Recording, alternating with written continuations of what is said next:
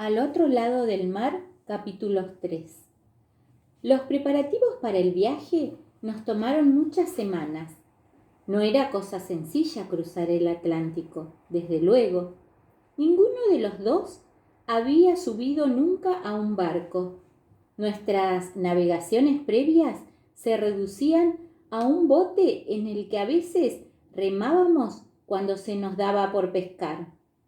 Manuel era un gran nadador y yo me las arreglaba, pero solíamos bromear con que de a poco nos serviría la natación si en alta mar teníamos que bajarnos del barco. Ansiosos como estábamos, preparamos los baúles. El de Manuel, bastante más grande y mejor provisto que el mío. Con tanta anticipación lo hicimos que varios días antes de que el barco hubiera llegado a nuestro puerto, ya lo teníamos todo listo. Hablábamos en esos días de cómo sería el viaje, del famoso mar del mar y de las temibles tormentas que suelen desatarse en medio del océano. Pero, sobre todo, hablábamos de lo que nos esperaba en Salamanca. El estudio, sí, pero más que nada la libertad. Estaríamos muy lejos de las familias. Podríamos disponer del tiempo sin tutela alguna. Sabíamos, aunque no lo reconociéramos abiertamente, que no solo nos esperaba la libertad, también teníamos miedo a extrañar, a lo difícil que sería sentirse distintos, a no adaptarnos a las nuevas costumbres, a la distancia. Era una gran suerte que fuéramos juntos. Eso, sin duda, nos reconfortaba.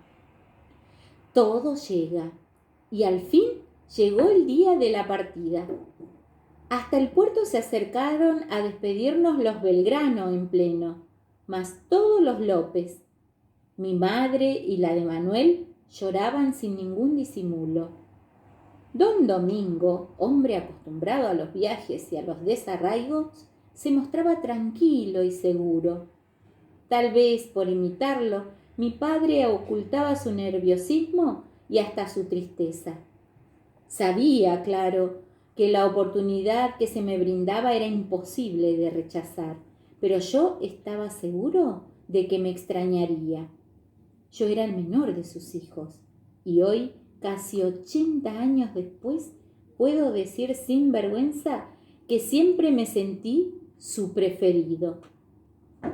Zarpamos por fin. Atrás quedó la aldea diminuta con esos recuerdos. Adelante, una vez cruzáramos el océano inmenso, nos esperaba la metrópoli, el futuro.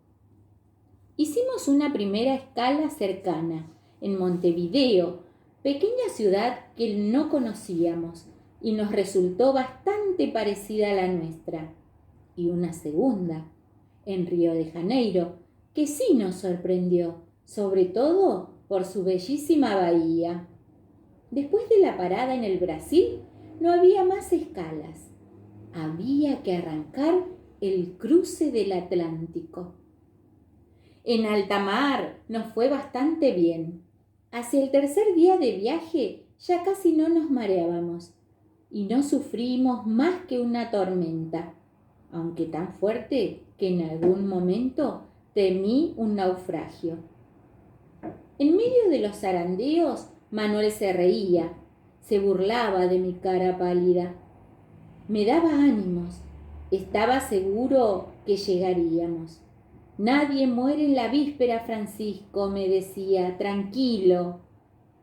Para él, España significaba más que para mí, las puertas, las vísperas de un futuro sin igual.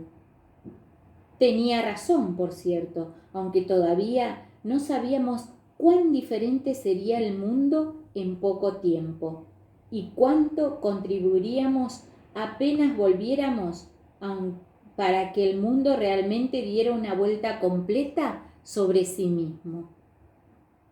Nos instalamos en Salamanca y no fue fácil. Al principio, los nacidos en España, que eran mayoría, nos trataban con desprecio, a mí, a él y a los otros que eran también americanos, que estudiábamos en la universidad. Indianos, nos decían, y lo hacían como quien insulta. Pero nos hicimos fuertes, respaldándonos entre nosotros, hasta que poco a poco también hicimos amigos entre los españoles. Manuel pronto destacó, simpático como era, hábil para jugar al billar, juego que se había puesto de moda en las posadas y fondas a las que los estudiantes escapábamos cuantas veces podíamos. Y buen alumno. En poco tiempo se ganó el favor de los compañeros y hasta el amor de una muchacha. Al igual que en nuestras tierras, también en España las mujeres gustaban de su caballerosidad y de su galanura. Con una de ellas, que atendía a uno de los billares, tuvo un amor fugaz, pero intenso. Ya no recuerdo el nombre de la bella muchacha, aunque sí me acuerdo, cosas de la memoria, de los hermosos ojos negros. Yo, por mi parte, me hice bastante amigo de un peruano, Pío Tristán, al que las vueltas del destino, unos años después, enfrentaríamos en batalla ya en América. Pío, aunque peruano, era fiel defensor de los ideales realistas. Estaba convencido de que era perfectamente natural que las colonias americanas fueran una dependencia secundaria de la corona. Y cuando al poco tiempo de estar en Europa estalló la Revolución Francesa, a él, como a muchos otros, les pareció una aberración. A Belgrano, en cambio, la Revolución Francesa lo sedujo por completo. Enseguida adhirió a las ideas de libertad e igualdad, tal vez no solo por su espíritu libre, sino también influenciado por una noticia terrible que recibimos hacia fines de 1788.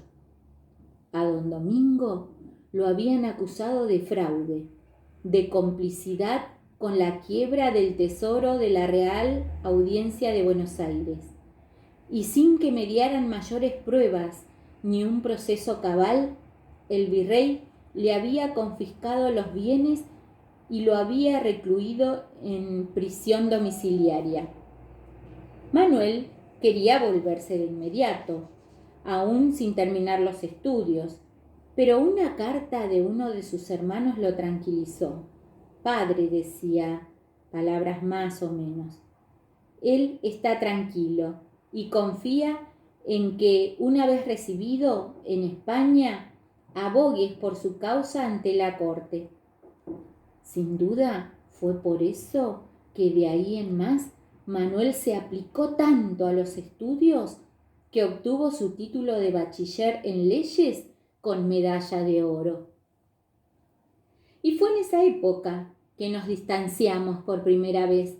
Manuel se instaló en Madrid y yo, que ya no contaba con el respaldo económico de los Belgrano, no tuve más remedio que regresar a Buenos Aires. Había al menos terminados mis estudios del bachillerato y en cuanto volviera me pondría al servicio de la causa de don Domingo. Si Manuel abogaba por su padre en la corte española, yo lo haría en el virreinato. Nos despedimos en Madrid, ciudad que yo quise conocer antes de rumbear al puerto de Cádiz, desde donde zarparía. En la puerta de una fonda donde habíamos comido y brindado a la salud de nuestros recuerdos y de nuestra amistad y de Buenos Aires, nos dimos un abrazo estrecho. Sabíamos que pronto nos volveríamos a ver y estábamos seguros de que ni el tiempo ni la distancia podrían con nuestra amistad. Y así fue, aunque no nos reencontráramos sino hasta 4 años después.